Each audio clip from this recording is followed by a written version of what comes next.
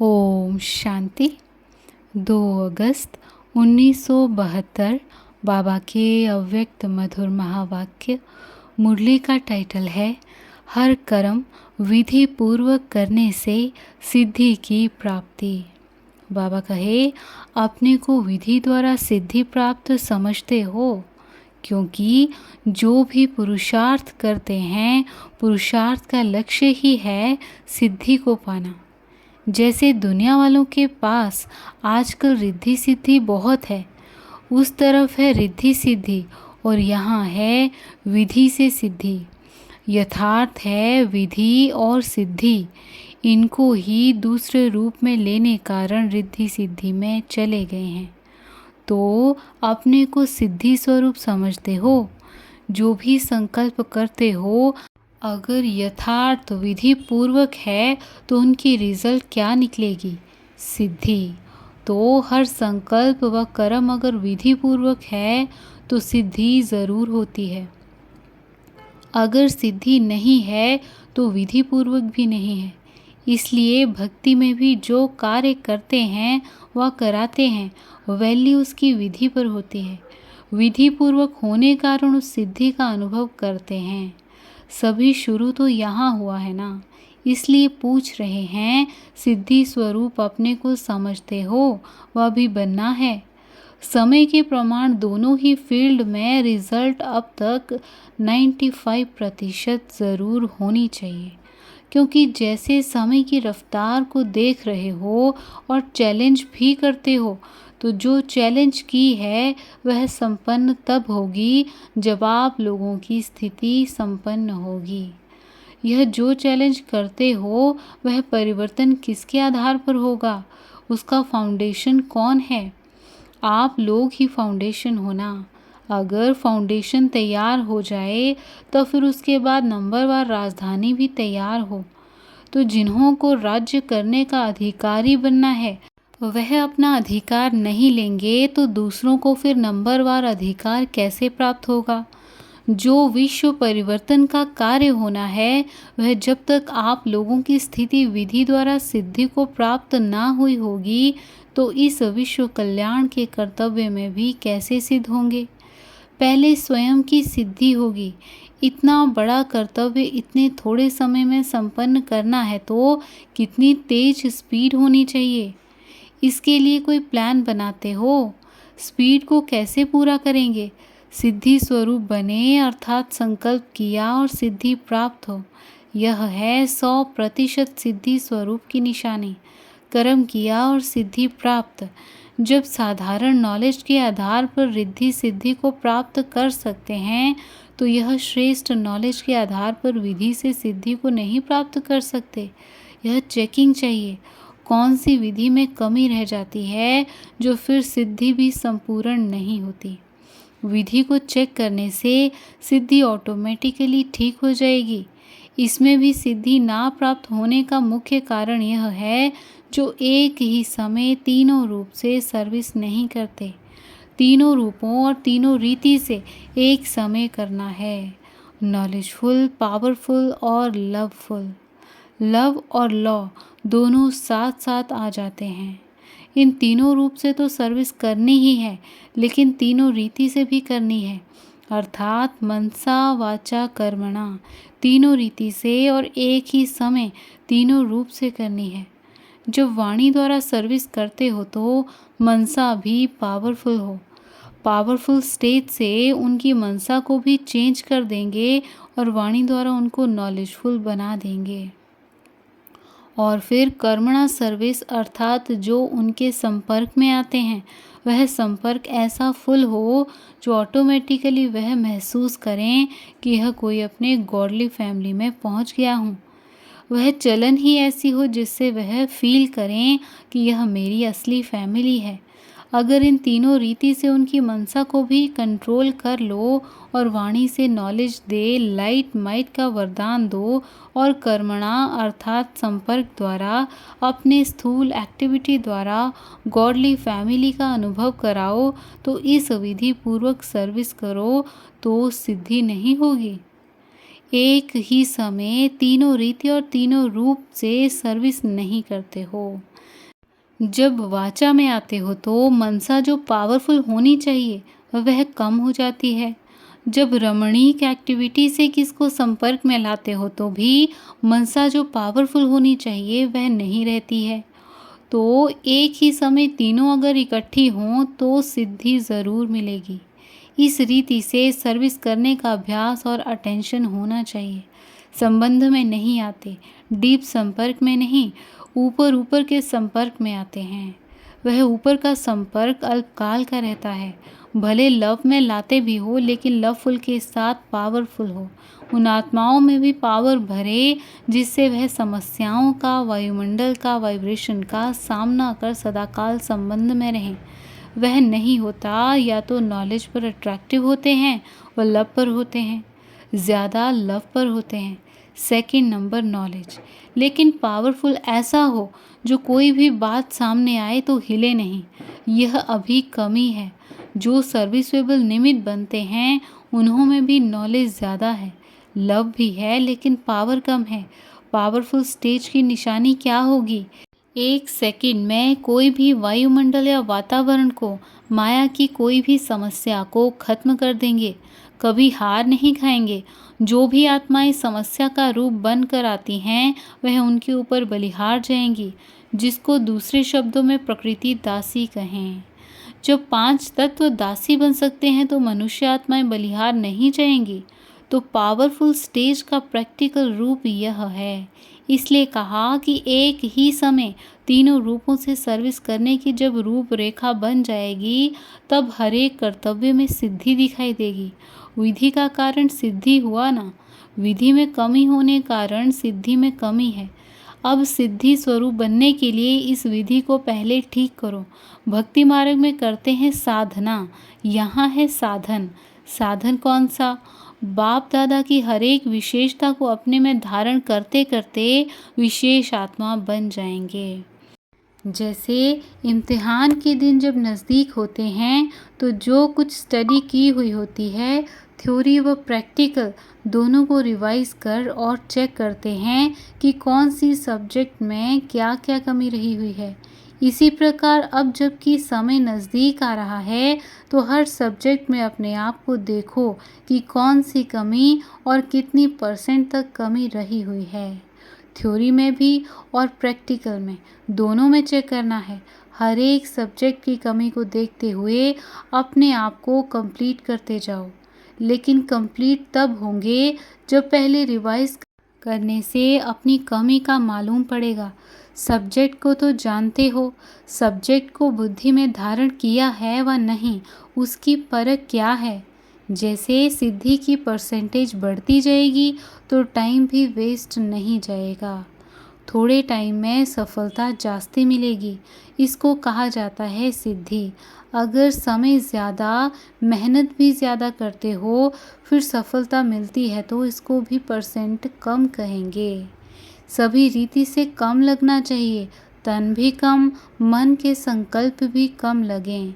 नहीं तो संकल्प करते हो, प्लान बनाते बनाते मास डेढ़ लग जाता है। तो समय और संकल्प व अपनी जो भी सर्व शक्तियाँ हैं उन सर्व शक्तियों के खजाने को ज़्यादा काम में नहीं लगाना है। कम खर्च बाला नशीन। संकल्प वही उत्पन्न होगा जिससे सिद्धि प्राप्त हो ही जाएगी। समय भी वही निश्चित होगा जिसमें सफलता हुई पड़ी है। इसको ही कहते हैं सिद्धि स्वरूप। तो सर्व सब्जेक्ट्स में हम कहाँ तक पास हैं, इसकी परख क्या है? जो जितना जिस सब्जेक्ट में पास होगा उतना ही उस सब्जेक्ट के आधार पर ऑब्जेक्ट और रिस्पेक्ट मिलेगी। एक तो प्राप्ति का अनुभव होगा। जैसे ज्ञान के सब्जेक्ट हैं तो उससे जो ऑब्जेक्ट प्राप्त होती है, लाइट और माइट, वह प्राप्ति का अनुभव करेंगे। उस नॉलेज के सब्जेक्ट के आधार पर रिस्पेक्ट भी इतना मिलेगा, चाहे दैवी परिवार से चाहे अन्य आत्माओं से। जैसे देखो आजकल के महात्माएं हैं, उन्हों को इतना रिस्पेक्ट क्यों मिलता है? क्योंकि जो साधना की है, जो भी सब्जेक्ट अध्ययन करते हैं उनकी ऑब्जेक्ट रिस्पेक्ट उन्हों को मिलती है। प्रकृति दासी होती है तो यह एक ज्ञान की बात सुनाई। वैसे योग की भी सब्जेक्ट है, उनसे क्या ऑब्जेक्ट होनी चाहिए? योग अर्थात याद की शक्ति द्वारा ऑब्जेक्ट प्राप्त होना चाहिए। वह जो भी संकल्प करेंगे वह समर्थ होगा, और जो भी कोई समस्या आने वाली होगी उनका पहले से ही योग की शक्ति से अनुभव होगा कि यह होने वाला है। तो पहले से ही मालूम होने के कारण कभी भी हार नहीं खाएंगे। ऐसे ही योग की शक्ति द्वारा अपने पिछले संस्कारों का बीज खत्म होता है। कोई भी संस्कार अपने पुरुषार्थ में विघ्न नहीं बनेगा। जिसको नेचर कहते हो वह भी पुरुषार्थ में विघ्न रूप नहीं बनेगी। तो जिस सब्जेक्ट की जो ऑब्जेक्ट है वह अनुभव होनी चाहिए। ऑब्जेक्ट है तो इसका परिणाम रिस्पेक्ट ज़रूर मिलेगी। आप मुख से जो भी शब्द रिपीट करेंगे व जो भी प्लान बनाएंगे वह समर्थ होने कारण सभी रिस्पेक्ट देंगे। अर्थात जो भी एक दो को राय देते हैं उस राय को सभी रिस्पेक्ट देंगे क्योंकि समर्थ हैं। इस प्रकार हर सब्जेक्ट को देखो। दिव्य गुणों की व सर्विस की सब्जेक्ट है तो उसकी प्राप्ति यह है कि नज़दीक संपर्क में और संबंध में आना चाहिए। नज़दीक संपर्क संबंध में आने से ऑटोमेटिकली रिस्पेक्ट ज़रूर मिलेगी। ऐसे हर सब्जेक्ट की ऑब्जेक्ट को चेक करो, और ऑब्जेक्ट को चेक करने का साधन है रिस्पेक्ट। अगर मैं नॉलेजफुल हूँ तो जिसको भी नॉलेज देती हूँ वह उस नॉलेज को इतना रिस्पेक्ट देते हैं। नॉलेज को रिस्पेक्ट देना अर्थात नॉलेजफुल को रिस्पेक्ट देना है। अगर नॉलेज की सब्जेक्ट में ऑब्जेक्ट है तो और भी किसके संकल्प को परिवर्तन में लाकर समर्थ बना सकते हैं, तो ज़रूर रिस्पेक्ट देंगे। तो इस रीति हर सब्जेक्ट में चेकिंग करनी है। हर संकल्प में ऑब्जेक्ट और रिस्पेक्ट दोनों की प्राप्ति का अनुभव करते हैं तो परफेक्ट कहेंगे। परफेक्ट अर्थात कोई भी इफ़ेक्ट से दूर परफेक्ट, इफ़ेक्ट से परे हैं तो परफेक्ट हैं। चाहे शरीर का, चाहे संकल्पों का, चाहे कोई भी संपर्क में आने से किसके भी वाइब्रेशन या वायुमंडल सभी प्रकार के इफ़ेक्ट से परे हो जाएंगे। तो समझो सब्जेक्ट में पास अर्थात परफेक्ट हैं। ऐसे बन रहे हो ना? लक्ष्य तो यही है ना? अब अपनी चेकिंग ज़्यादा होनी चाहिए। जैसे दूसरों को कहते हो कि समय के साथ स्वयं को भी परिवर्तन में लाओ, वैसे ही सदैव अपने को भी ये स्मृति में रहे कि समय के साथ साथ स्वयं को भी परिवर्तन में लाना है। अपने को परिवर्तन में लाते लाते सृष्टि परिवर्तन हो जाएगी। अपने परिवर्तन के आधार से सृष्टि में परिवर्तन लाने का कार्य कर सकेंगे। यही श्रेष्ठता है जो दूसरे लोगों में नहीं है। वह सिर्फ दूसरों को परिवर्तन करने के प्रयत्न करते हैं। यहाँ स्वयं के आधार से सृष्टि को परिवर्तन करते हो, तो जो आधार है उसके लिए अपने ऊपर इतना अटेंशन देना है। सदैव यह स्मृति रहे कि हमारे हर संकल्प के पीछे विश्व कल्याण का संबंध है। जो आधार मूर्त हैं उनके संकल्पों में समर्थी नहीं तो समय के परिवर्तन में भी कमजोरी पड़ जाती है। इस कारण जितना जितना स्वयं समर्थ बनेंगे उतना ही सृष्टि के परिवर्तन का समय समीप ला सकेंगे। ड्रामा अनुसार भले निश्चित है, लेकिन वह भी किस आधार से बना है? आधार तो होगा ना। तो आधार मूर्त आप हो। अभी तो आप सभी की नज़रों में हो। चैलेंज की है ना 4 वर्ष की। जब यह बातें सुनते हैं तो थोड़ा बहुत संकल्प चलता है कि अगर सचमुच नहीं हुआ तो यह भी हो सकता है कि 4 वर्ष में ना हो। यह संकल्प रूप में नहीं चलता। सामना कर लेंगे वह दूसरी बात है। इसका मतलब यह संकल्प में कुछ है तब तो आता है ना। बिल्कुल पक्का है कि 4 वर्ष में होगा। अच्छा समझो, आप लोगों से कोई पूछते हैं कि विनाश ना हो तो क्या होगा, फिर आप क्या कहेंगे? जिस समय समझाते हो तो यह स्पष्ट समझाना चाहिए। ऐसे नहीं 4 वर्ष में कंप्लीट विनाश हो जाएगा। नहीं, 4 वर्ष में ऐसे नज़ारे हो जाएंगे जिससे लोग समझेंगे कि बरोबर यह विनाश हो रहा है, विनाश शुरू हो गया है। एक बात सहज लग गई तो दूसरी बातें भी सहज लगेंगी ही। विनाश में भी समय तो लगेगा। स्वयं संपूर्ण हो जाएंगे तो कार्य भी संपूर्ण होगा कि सिर्फ स्वयं संपूर्ण होंगे। एडवांस पार्टी का कार्य चल रहा है। आप लोगों के लिए सारी फील्ड तैयार करेंगे। उनके परिवार में जाओ ना जाओ, लेकिन जो स्थापना का कार्य होना है उसके लिए वह निमित्त बनेंगे। कोई पावरफुल स्टेज लेकर निमित्त बनेंगे, ऐसी पावर्स लेंगे जिससे स्थापना के कार्य में मददगार बनेंगे। आजकल आप देखेंगे दिन प्रतिदिन न्यू ब्लड का रिगार्ड ज़्यादा है। जितना आगे बढ़ते उतना छोटों की बुद्धि जो काम करेगी वह बूढ़ों की नहीं, यह चेंज होगी। बड़े भी बच्चों की राय को रिगार्ड देंगे। अब भी जो बड़े हैं वे समझते हैं हम तो पुराने ज़माने के हैं, यह हैं आजकल के। उन्हों को रिगार्ड ना देंगे, बड़ा समझ ना चलाएंगे तो काम ना चलेगा। पहले बच्चों को रोब से चलाते थे, अभी ऐसे नहीं, बच्चे को भी मालिक समझ चलाते हैं। तो यह भी ड्रामा है, छोटे ही कमाल कर दिखाएंगे। एडवांस पार्टी का तो अपना कार्य चल रहा है, लेकिन वह भी आपकी स्थिति एडवांस में जाने के लिए रुके हुए हैं। उनका कार्य भी आपके कनेक्शन से चलना है। सारे कार्य का आधार विशेष आत्माओं के ऊपर है। चलते चलते ठंडाई हो जाती है, आग लगती है, फिर शीतल हो जाते हैं, लेकिन शीतल तो नहीं होनी चाहिए ना। बाहर का जो रूप होता है मनुष्य तो वह देखते हैं, समझते हैं यह तो चलता आता है, बड़ी बात क्या है, परंपरा का खेल चलता आ रहा है। लेकिन यह चलते चलते शीतलता क्यों आती है, इसका कारण क्या है? परसेंटेज बहुत कम है। लेक्चर्स तो करते हैं, लेकिन लेक्चर के साथ साथ फीचर्स भी अट्रैक्ट करें, तब लेक्चर का इफ़ेक्ट हो। तो अपने को हर सब्जेक्ट में चेक करो। आजकल लेक्चर में आपका कंपटीशन करें तो इसमें कोई जीत भी लेंगे, लेकिन जो प्रैक्टिकल में हैं उसमें सभी आपसे हार लेंगे।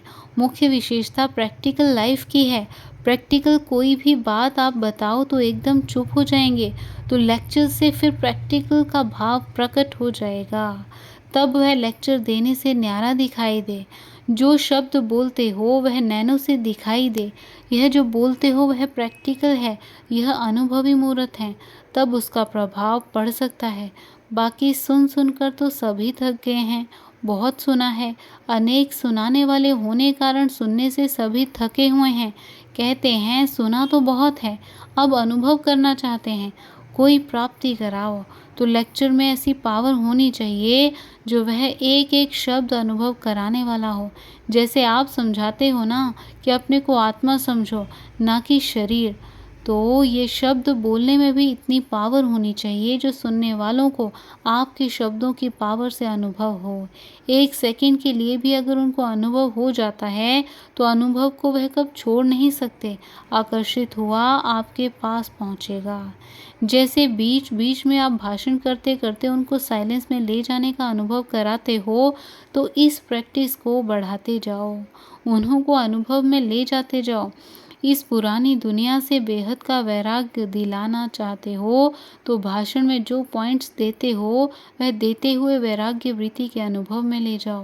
वह फील करें कि सचमुच यह सृष्टि जाने वाली है, इससे तो दिल लगाना व्यर्थ है। तो ज़रूर प्रैक्टिकल करेंगे। उन पंडितों आदि के बोलने में भी पावर होती है।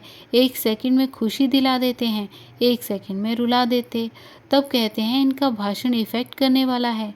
सारी सभा को हंसाते भी हैं, सभी को शमशानी वैराग्य में लाते भी हैं ना। जब उन्हों के भाषण में इतनी पावर होती है तो क्या आप लोगों के भाषण में वह पावर नहीं हो सकती है? अशरीरी बनाना चाहो तो वह अनुभव करा सकते हैं।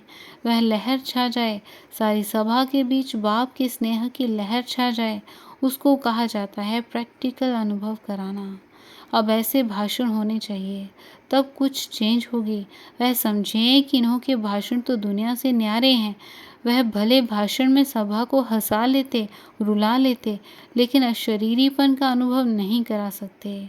बाप से स्नेह नहीं पैदा करा सकते। कृष्ण से स्नेह करा सकते, लेकिन बाप से नहीं करा सकते। उन्हों को पता नहीं है तो निराली बात होनी चाहिए। समझो गीता के भगवान पर पॉइंट्स देते हो, लेकिन जब तक उनको बाप क्या चीज़ है, हम आत्मा हैं, वह परमात्मा है, जब तक ये अनुभव ना कराओ तब तक यह बात भी सिद्ध कैसे होगी? ऐसा कोई भाषण करने वाला हो जो उन्हों को अनुभव कराए।